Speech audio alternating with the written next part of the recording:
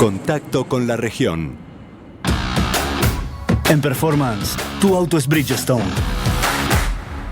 Desde este momento, eliminamos el cepo cambiario de la economía argentina para siempre. Cuando les pedí el voto, les dije que venía a arreglar la economía de raíz, sin atajos ni gradualismo.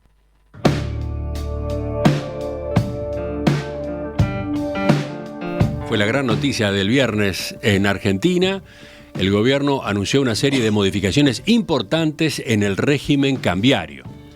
Según destacó en primer lugar el Banco Central, se inicia la fase 3 del programa económico con profundas transformaciones en la política destinada a administrar la relación entre el dólar y el peso argentino. Una de las novedades más relevantes es que la cotización del dólar en el mercado libre de cambios podrá fluctuar dentro de una banda móvil que va de 1.000 a 1.400 pesos. Los límites de esa banda, a su vez, van a ampliarse a un ritmo del 1% mensual.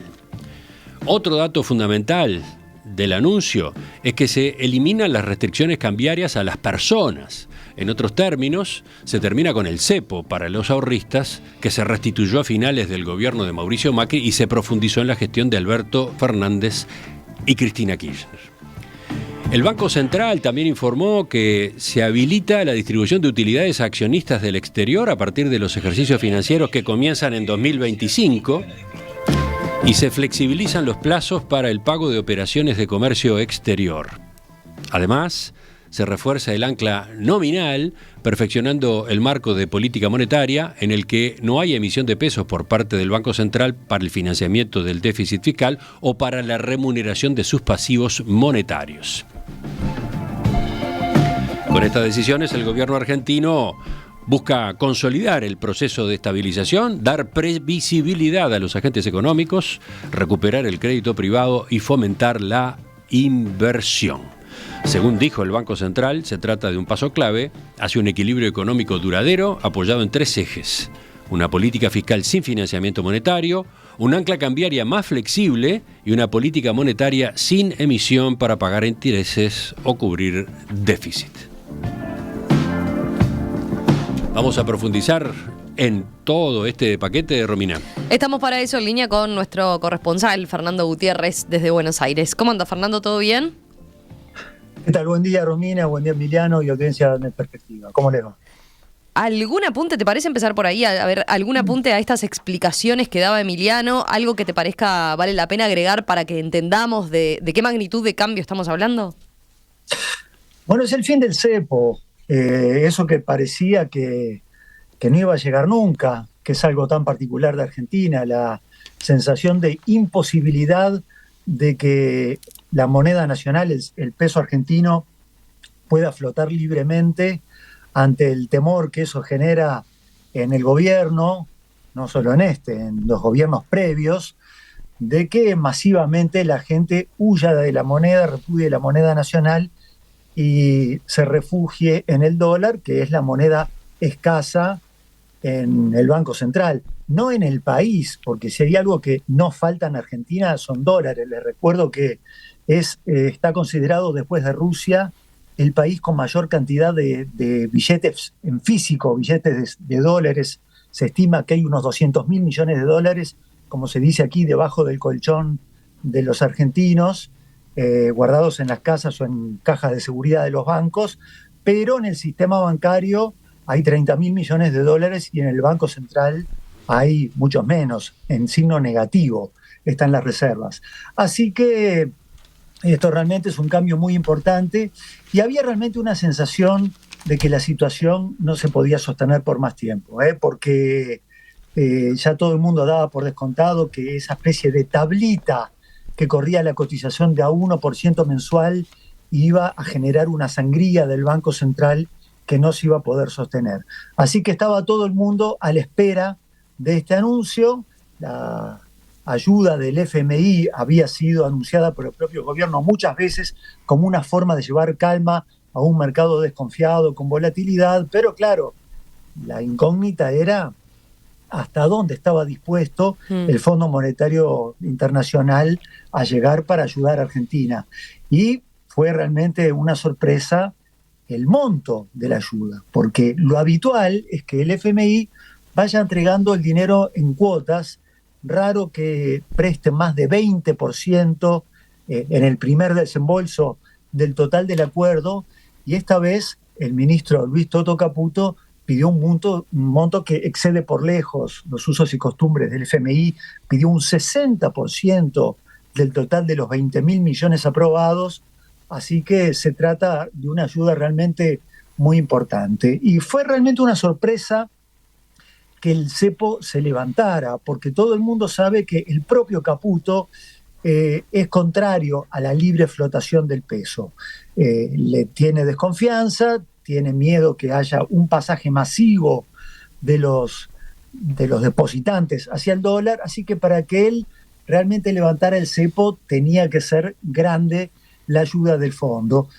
Había muchas dudas sobre si el directorio se iba a animar a prestarle toda esta plata, porque bueno, había un antecedente del gobierno de Mauricio Macri, 2018, que había provocado ruido dentro del propio directorio del fondo. En aquel momento se había acusado al Fondo Monetario de haber infringido sus propias normas. Por ejemplo, esa que dice que los dólares que se les prestan a un país tienen que ser para reforzar las reservas, pero no para defender el precio del dólar.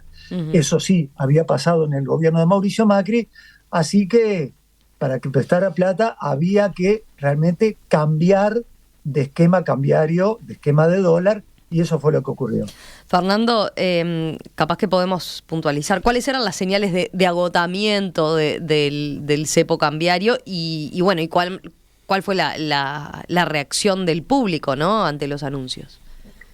Bueno, Argentina acumulaba 10 meses seguidos de déficit en la cuenta corriente, es decir, son más los dólares que salen que los que entran. Es una situación que al Fondo Monetario le hace mucho ruido, así como mira con mucho recelo el tema fiscal que se jugaba a favor de Argentina, también mira el déficit de cuenta corriente y no lo veía como sostenible. En la economía real, las señales eran, bueno, un clásico de estas situaciones. Los productores agrícolas, que son los grandes exportadores, los que traen las divisas al país, ante la expectativa de que podía venir una devaluación, habían llevado al mínimo sus ventas, y en el sentido inverso, los importadores estaban adelantando las compras para hacerse de un stock que durase varios meses. Esto iba desde los grandes importadores hasta los pequeños comerciantes. Este fin de semana y ya desde hacía algunos días, había algunos comerciantes que habían suspendido las ventas. Los que vendían productos importados, ante esa incógnita de cuál iba a ser el precio de reposición, en muchos casos cuando uno quería comprar le decían no, tenemos suspendidas las ventas hasta la semana que viene porque sin saber cuál es el dólar de apertura del lunes que viene, preferimos no vender porque quizá viene una suba que nos deja descalzados.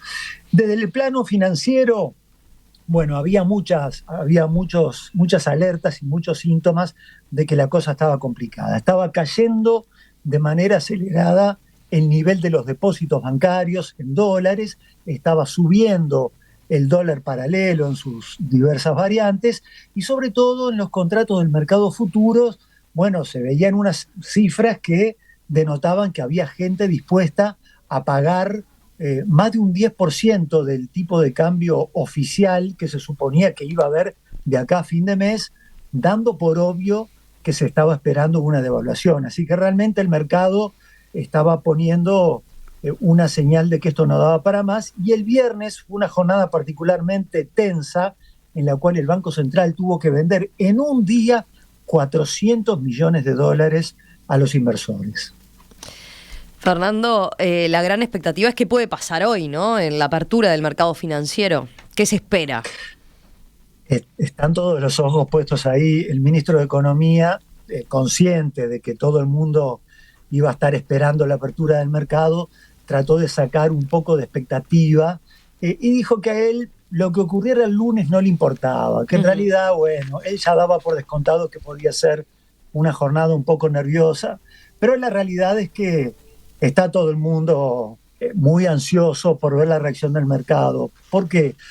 Porque recuerden que esto es así, la banda implica un nivel mínimo que es 1.000 pesos, que nadie espera que el dólar caiga hasta ahí, porque hasta el viernes era 1.078 pesos el tipo de cambio oficial, y un máximo de 1.400.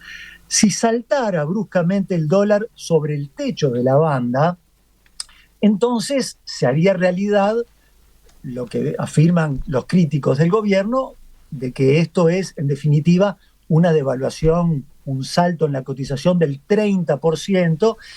¿Y qué implica el hecho de que el dólar se vaya sobre el techo de la banda? Bueno, de que el Banco Central tendría que empezar a vender los dólares que le presta el Fondo Monetario, y es algo que ellos no quieren hacer ya desde el día 1.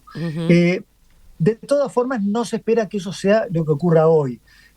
Ustedes saben que ahora con el dólar cripto, bueno, tenemos una señal, no es perfecta, pero los fines de semana, cuando no hay mercado, dan una pauta de qué es lo que puede ocurrir, y al principio estuvo 1.400, pero en las últimas horas fue cayendo.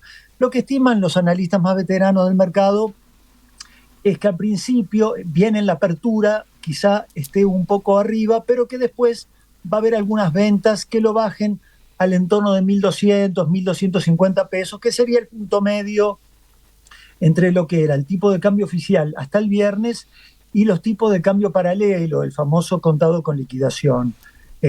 Ahí es donde más o menos espera el gobierno que se ubique. ¿Cuál va a ser el tema clave? La reacción de los productores agrícolas. Fíjense que ellos tienen todavía guardados más de 7 millones de toneladas de soja en los hilobolsas, y si salen de golpe a vender todo eso que está guardado, bueno, ahí sería una fuerza que juegue a favor del gobierno, porque realmente le sacaría esa presión al Banco Central de tener que salir a vender desde el día 1. Así que, en principio, la expectativa es que pueda ubicarse más o menos en el punto medio, entre 1.200 y 1.300 pesos.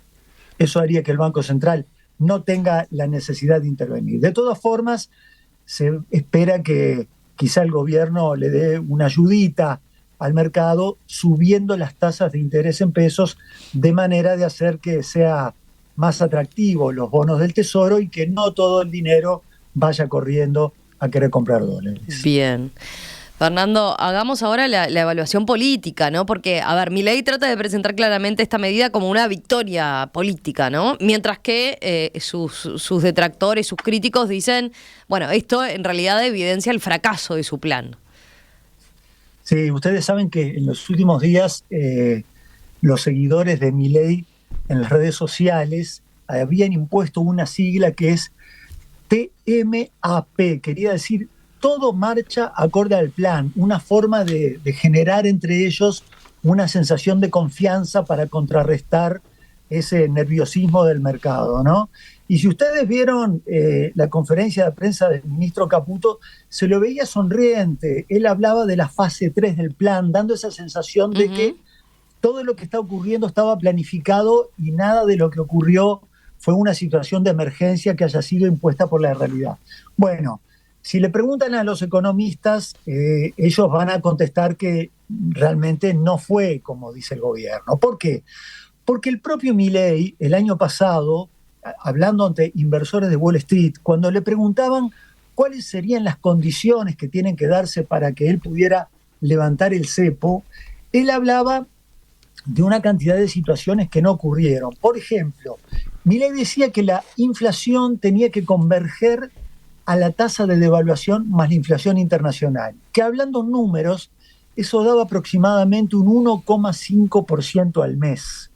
Y fíjense que el mismo día en que se anuncia el levantamiento del cepo, se conoció el IPC de marzo, que dio 3,7%, o sea, muy lejos de cumplirse esa meta de 1,5% al mes que había anunciado el propio Milei. Supongo que se venía registrando en los últimos meses, ¿no? Eso era un aspecto a tener en cuenta.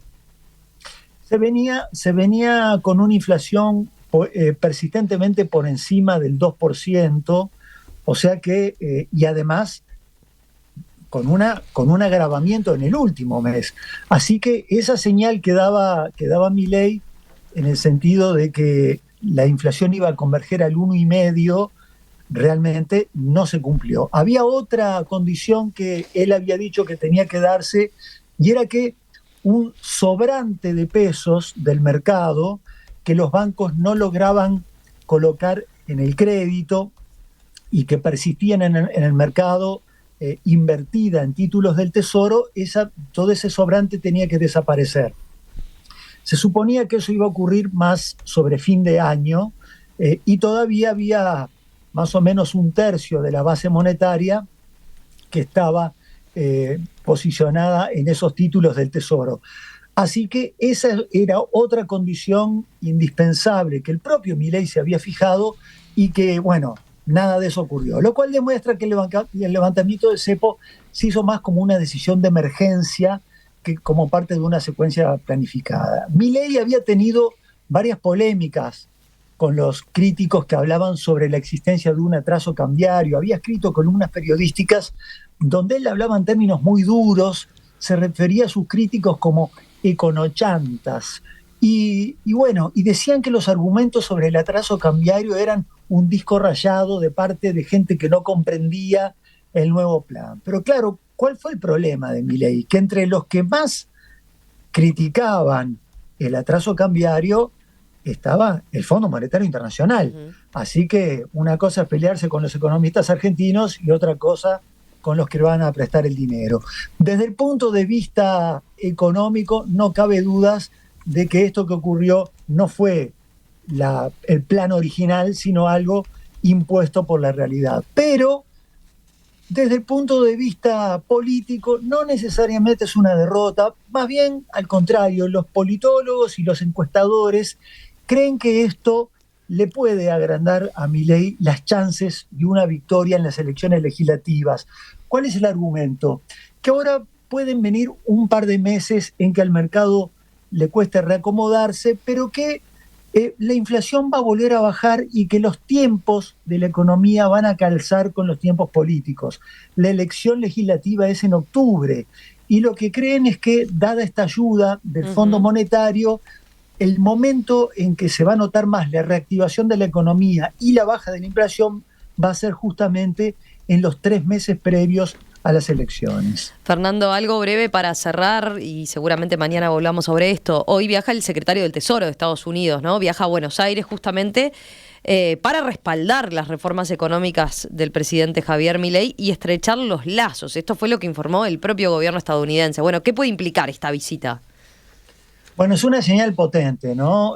Scott Bessent, el secretario del Tesoro, llega de visita al país y todos interpretan que no es una mera visita protocolar, no es algo muy común que un secretario del Tesoro de Estados Unidos venga a Argentina, y mucho menos en un momento como este, en plena crisis provocada por la suba arancelaria de Trump. Así que se generó la expectativa de que Bessent haya venido a negociar algo realmente importante. Algunos especulan con un avance en el comercio bilateral. Argentina está tratando de generar un acuerdo comercial que por lo menos le implique algún acceso privilegiado o alguna exención a ese nuevo esquema arancelario. Y atención, porque también hay versiones sobre una posible línea de crédito del propio gobierno de Estados Unidos que corra en paralelo a esta asistencia financiera que está haciendo el Fondo Monetario Internacional. Por supuesto que no va a ser sin condiciones. Se presume que Bessent va a hacer varios pedidos de concesiones que va a tener que hacer Argentina, por ejemplo, algo que tenga que ver con el pago de patentes medicinales, que es un viejo tema de litigio entre Argentina y Estados Unidos. Lo vamos a saber hoy, pero por lo pronto es una señal potente de apoyo político en un momento complicado desde lo financiero. Fernando, gracias. Cerramos por hoy y quedamos en contacto seguramente para mañana, para ver las reacciones y demás. Estamos en comunicación. Te mandamos un abrazo. Un abrazo para ustedes. Chau, chau.